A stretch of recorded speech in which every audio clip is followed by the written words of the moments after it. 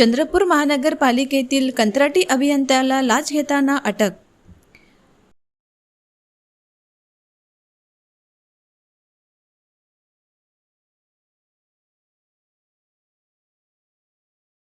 चंद्रपूर महानगरपालिकेतील रमाई शहरी आवास योजनेतील कंत्राटी अभियंत्याला 1,30,000 रुपयांची लाच घेताना चंद्रपूर लाचलुचपत विभागाने रंगेहात अटक केली।